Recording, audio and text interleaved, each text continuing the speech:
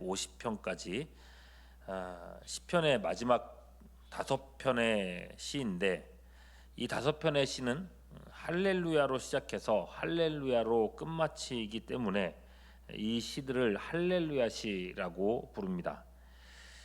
뭐 할렐루야라고 하는 말은 이제 여호와를 찬양하라 이런 말이죠.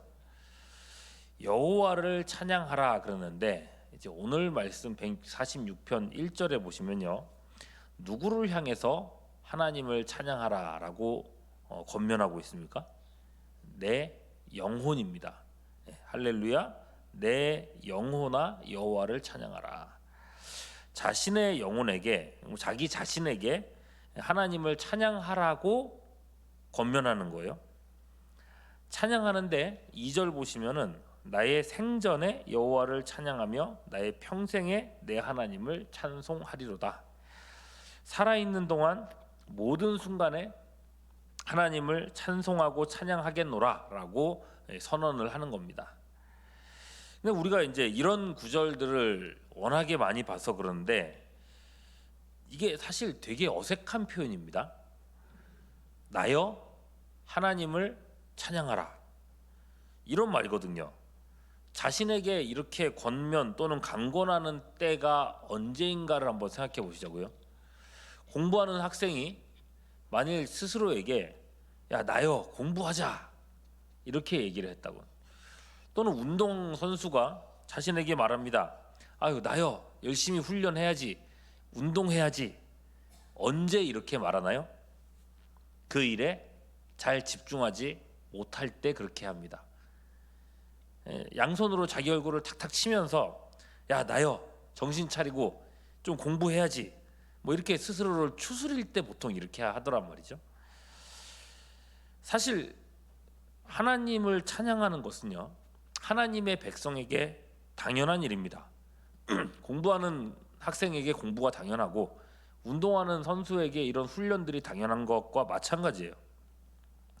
바로 다음 장인 시편 147편 1절에서 이렇게 얘기하죠. 할렐루야, 우리 하나님을 찬양하는 일이 선하며 찬송하는 일이 아름답고 마땅하도다, 이렇게 얘기했어요.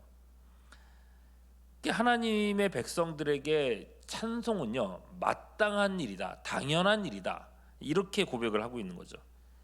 그런데 막상 우리가 신앙생활을 해보면 하나님을 찬양하는 일이라는 게 생각처럼 그렇게 막 되는가? 그렇지도 않은 것 같다는 거죠. 시는요 그 이유를 정확히 짚어주고 있습니다. 3절에 이렇게 얘기해요. 귀인들을 의지하지 말며 도울 힘이 없는 인생도 의지하지 말지니. 우리의 의지가 귀인들이나 인생들을 향해 있기 때문이다 라는 거예요. 사실 우리가 그렇지 않습니까? 돈도 많고 권력도 있는 귀인들이 얼마나 우리 눈에 대단해 보입니까? 그 사람에게 잘만 보이면 내 인생이 풀리는 건 뭐 일도 아니겠다 싶은 거죠. 우리가 또한 얼마나 인생들에게 매여 있습니까? 사람들의 말 한마디에 위축되기도 하고 또는 당당해지기도 하고 그렇다는 거예요. 다른 사람들이 나를 어떻게 보는지에 대해서 엄청 우리는 신경을 쓰고 있습니다. 교회에서요 시험 드는 일들이 왜 이렇게 교회에 많은지 모르겠는데, 교회에서 시험 듣는 사람들 중에 한 80% 이상은요 다른 사람의 말 때문에 시험에 들어요. 자기에 대해서 나쁜 말 해서 시험 드는 사람뿐만 아니라 자기에 대해서 좋은 말을 해도 기분 나빠하는 사람들이 있더라고요. 어떤 사람은요 왜 나 없는 데서 내 얘기하냐라고 화를 내기도 합니다. 그만큼 우리는 타인의 말과 시선에 그렇게 매여서 산다는 거예요. 여러분, 우리의 삶이 그렇게 인생들에게 매여 있다는 것입니다. 여기에 문제가 있는 거예요. 인생들에게 매여서 끌려다니는 이런 태도들이 우리 입술에서 찬양을 마르게 한다는 겁니다. 실제로 수많은 사람들이 그 사람들의 어떤 평가와 말과 이런 것들 때문에 시험에 들기도 하고 교회를 떠나기도 하고, 인생을 의지하면서 동시에 하나님을 찬양할 수도 있는 것 아니냐라고 생각할 수 있겠지만은, 그렇게 둘 다를 취할 수 없다는 게 성경의 입장입니다. 갈라디아서 1장 10절, 이제 내가 사람들에게 좋게 하랴 하나님께 좋게 하랴 사람들에게 기쁨을 구하랴. 내가 지금까지 사람들의 기쁨을 구하였다면 그리스도의 종이 아니니라. 사람들에게 기쁨과 하나님의 기쁨을 같이 구할 수가 없다는 거예요. 두 개의 가치는요, 항상 충돌합니다. 세상을 바라보며 인생을 의지하면 점점 내 입술에서 찬송이 사라져 간다는 겁니다. 영적으로는 어쩔 수 없이 메말라 간다는 거죠. 그러니 이런 인생을 살아가는 우리들이 내 영혼을 향해서 항상 선언을 해야 된다는 거예요. 내 영혼아 여호와를 찬양하라. 내 평생에 여호와를 찬송하리로다. 자꾸 자기 영혼을 향해서 선언하고 선포하고, 그래 내가 이렇게 살아야지 라고 해야 된다는 거예요. 그렇게 하나님을 찬양하다 보면 세상을 의지하는 마음들이 점점 줄어들게 됩니다. 세상의 것들이 얼마나 헛된 것인지 찬양하면서 알게 된다고 말합니다. 그게 4절이에요. 그의 호흡이 끊어지면 흙으로 돌아가서 그날에 그의 생각이 소멸하리로다. 사람이 권력과 돈이 이게 최고라고 생각을 했는데 결국 소멸될 뿐이라는 겁니다. 이런 것들을 위해서 온 힘을 다해서 평생을 쫓아왔는데, 그래서 어느 만큼 이루었다고 생각했는데 결국은 소멸된다는 거죠. 이런 헛된 것들을 추구하는데 어떻게 찬양이 나오겠느냐. 반면 여러분, 찬양하는 사람은요, 아니 스스로에게 찬양하라라고 권면하는 사람은, 강권하는 사람은 자기가 찬양해야 될 이유를 분명히 알고 있습니다. 5절 보십시오. 야곱의 하나님을 자기의 도움으로 삼으며 여호와 자기 하나님에게 자기 소망을 두는 자는 복이 있도다. 세상의 사람, 돈, 명예 이런 것들이 아니라 야곱의 하나님을 자기 도움으로 삼아야 된다고 말합니다. 그럼 왜 야곱일까요? 야곱은 하나님의 택하심을 보여주는 대표적인 인물입니다. 야곱은 이삭의 쌍둥이 아들 중에 둘째죠. 고대 사회입니다. 벌써 둘째라고 하는 것에서부터 장자와는, 첫째와는 이미 하늘과 땅만큼의 격차가 있는 사람입니다. 게다가 형인 에서는 모든 방면에서 탁월한 사람이라고 성경은 말합니다. 어려서부터 사냥에 능숙했다고 하고, 나중에 보면 400명이나 되는 군인들을 통솔할 정도로 뛰어난 리더십이 있는 사람이었습니다. 야곱은요? 그렇지 않았습니다. 조용한 사람이었고, 그렇기 때문에 아버지에게서도 크게 아버지 눈에도 들지 못했고, 그런 아들이었죠. 그럼에도 하나님은 야곱을 선택하셨습니다. 야곱이 잘 될 걸 알고 선택하신 것도 아니에요. 야곱이 착하게 될 걸 알고 선택하신 것도 아니라고 했어요. 로마서 9장 11절에서 13절 이렇게 말합니다. 그 자식들이 아직 나지도 아니하고 무슨 선이나 악을 행하지 아니한 때에 택하심을 따라 되는 하나님의 뜻이 행위로 말미암지 않고 오직 부르시는 이로 말미암아 서게 하려 하사 리브가에게 이르시되 큰 자가 어린 자를 섬기리라 라고 태중에 있을 때 말씀하셨다는 거죠. 기록된 바 내가 야곱은 사랑하고 에서는 미워하였다 하신 것 같으니라. 하나님은 이미 태에서부터 야곱을 택하셨다 했습니다. 출생에서부터 자라는 동안 형에 비해서 아무런 탁월성이 없었지만은 하나님은 이미 그를 택하셨고, 그의 생애는 하나님의 택하심을 따라 복된 인생이 되었습니다. 나 같은 사람도 택하시는 하나님. 오늘 본문 5절을 다시 한번 보시죠. 야곱의 하나님, 그런 야곱의 하나님을 자기의 도움으로 삼으며 여호와 자기 하나님에게 자기의 소망을 두는 자는 복이 있도다. 심지어 내가 먼저 하나님을 붙든 것도 아니에요. 하나님께서 이미 나를 붙드심을 믿고 그 하나님이 내 인생의 주인 되심을 인정하면서 그분께 내 인생을 맡겨드리라는 것입니다. 그런 사람이 복된 인생이라는 거예요. 물론 여러분, 내 부족함, 내 연약함 이런 것만 생각하고 이런 것만 묵상하고 내 못난 것들만 자꾸만 생각하고 있으면 사실 아무것도 못합니다. 사회에 초년생이 있다고 생각해 보시죠. 학생 시절에 공부를 그리 잘하지도 못했어요. 성격도 내성적이고 그렇게 사람들하고 친하게 지내지도 못했습니다. 그런데 이제 자기가 다 자랐고 사회 진출해서 뭔가 일을 해야겠는데 딱히 가진 기술도 없고, 어떤 일을 해야 미래가 있는지, 은행 대출은 어떻게 받아야 되는지, 뭐 아무것도 모르는 그런 젊은이입니다. 뭐 맨땅에 헤딩을 한다고 하지만은 보이는 건 전부 진짜 맨땅뿐이라서 헤딩할 용기조차 나지를 않습니다.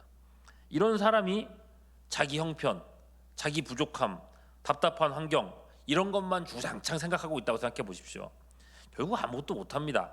사회에서도 낙오될 수밖에 없습니다. 뭘 하겠어요? 뭔가 확실한 것들이 보여야 또 용기라도 낼 수 있는 것이고 작은 우물이라도 다이빙이라도 해볼 수 있는 것 아니겠습니까? 그러므로 시인은요, 하나님께 택함받은 성도들에게 확실한 것이 무엇인지를 하나하나 보여주고 있는 것입니다. 그게 6절 이후의 말씀들이에요.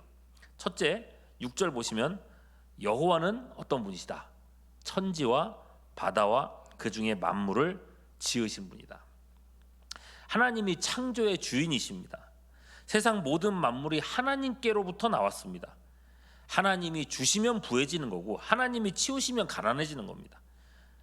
항상 하나님의 백성들은요, 모든 것에서 어디서부터 나왔는지를 기억해야 됩니다. 하나님 손에 있음을 기억하라는 거예요. 둘째로는요, 6절 후반절에 영원히 진실함을 지키신다. 여러분, 사람은 몰라도요, 하나님은 아십니다. 심지어 우리 마음의 생각과 태도까지도 아시는 분입니다. 우리의 삶의 태도에 대해서 하나님은 우리에게 대해서 진실하게 대시고 그에 합당한 결과들을 주시는 분이라고 고백하고 있는 거예요. 셋째는 7절부터 9절까지 이제 한꺼번에 쭉 얘기를 하는데 이걸 단락별로 그냥 하나하나 좀 읽어드릴게요. 억눌린 사람들을 위해 정의로 심판하시며 줄인 자들에게는 먹을 것을 주시는 이시로다. 여호와께서는 갇힌 자들에게 자유를 주시는도다. 여호와는 맹인들의 눈을 여시며 여호와께서 비굴한 자들은 일으키시고 여호와께서 의인들을 사랑하시며 여호와께서 나그네들을 보호하시며 고아와 과부를 붙드시고 악인들의 길은 굽게 하시는도다. 여러분, 하나하나 이제 잘 훑어서 보면은 되게 은혜로운 말씀들입니다. 그런데 우리가 실제로 살아가면서 인정하게 되는 건 뭔가요? 실제로는 그렇지만도 않더라는 겁니다. 갇힌 자, 비굴한 자, 의인 이런 사람들이 고난에 버림받는 일들을 얼마나 우리가 많이 봐왔습니까? 하박국 선지자도 말했던 것처럼 악인들이 형통하는 것처럼 보이는 게 더 많잖아요. 그래서 참 살아가는 게 힘든 거 아니겠습니까? 그럼 오늘 시인이 말하는 이 내용들은 도대체 뭐를 보면서 뭘 가지고 이런 확신을 가지고 있는 건가? 이게 이제 예수님에게로 나아가는 거죠. 훗날 예수께서 세례 요한의 제자들에게 예수님 자신을 증거하시는데 그때 예수님이 이렇게 말씀하십니다. 누가복음 7장 22절. 예수께서 대답하여 이르시되 너희가 가서 보고 들은 것을 요한에게 알리되 뭐라 그랬어요? 맹인이 보며 못 걷는 사람이 걸으며 나병 환자가 깨끗함을 받으며 귀먹은 사람이 들으며 죽은 자가 살아나며 가난한 자에게 복음이 전파된다 하라. 이 모든 얘기들은 명백한 시편 146편 이 말씀들의 성취였습니다. 모든 이런 일들의 성취는 예수님이었다고 얘기를 하고 있는 거죠. 예수님 안에서 믿음으로 지옥에 빠져야 될 영혼이 영생을 얻게 되는 그 복된 날을 바라보면서 말하고 있다는 거예요. 그렇습니다. 여러분, 시편의 이 은혜로운 말씀들은 1차적으로 예수님 안에서 믿는 모든 사람들이 영생을 얻는다고 하는 영적인 선언입니다. 우리가 지옥 형벌의 무서움이 얼마나 큰 것인지를 안다면 인생에 있어서 이보다 복된 일은 분명 없습니다. 우리는요, 이 구원의 일들을 바라보면서 우리가 얼마나 큰 하나님의 복과 은혜를 받았는지를 생각하면서 하나님을 찬양한다는 거예요. 동시에 우리는 그 구원의 하나님이 우리 일생과 일상의 삶도 책임지시는 분이라는 것을 고백하지 않습니까? 우리가 하나님 안에 있기에 우리 인생이 하나님 안에서 형통할 줄을 확신하며 살아가게 되는 것입니다. 실제로요, 경제적으로 성공한 사람들의 어떤 비율들 같은 거를 조사하는 내용들이 좀 있더라고요. 그런 걸 살펴보면은 이 성공한 사람들 중에 예수 믿는 사람들의 비율이 상당히 높다는 이야기들이 참 많습니다. 그분들이 하는 얘기예요. 그분들이 뭐라고 하는가? 이 예수 믿는 사람들은 자기를 돕는 절대자에 대한 확신이 강해서 어떤 일을 해도 위축되지 않고 성과를 내더라, 이런 얘기를 하더라고요. 오늘 말씀의 결론은 10절입니다. 시온아, 여호와는 영원히 다스리시고 내 하나님은 대대로 통치하시리로다. 할렐루야. 하나님이 우리 인생의 통치자이십니다. 우리 인생과 우리의 경영을 온전히 하나님께 맡겨드리면서 하나님을 찬양하는, 그렇게 오늘 하루도 승리하며 살아가는 우리 모두가 될 수 있기를 주님의 이름으로 축원합니다. 기도하겠습니다. 잠들었던 우리 영혼을 다시 일으켜 주시옵소서. 찬양이 우리 영혼에서부터 다시금 흘러나오게 하여 주옵소서. 주님, 우리 메마른 심령에 생수로 채워주시고 세상을 의지하고 세상을 따르면서 원망과 불평이 쌓인 지체들이 있다면 이제 창조주요 구원주요 심판주이신 주님께 다시금 나오게 하시옵고 구원의 기쁨과 주와 동행하는 즐거움으로 살아가도록 오늘 하루도 역사하여 주시옵소서. 주님을 의지하옵고 우리 구주 예수 그리스도의 이름으로 기도하옵나이다. 아멘.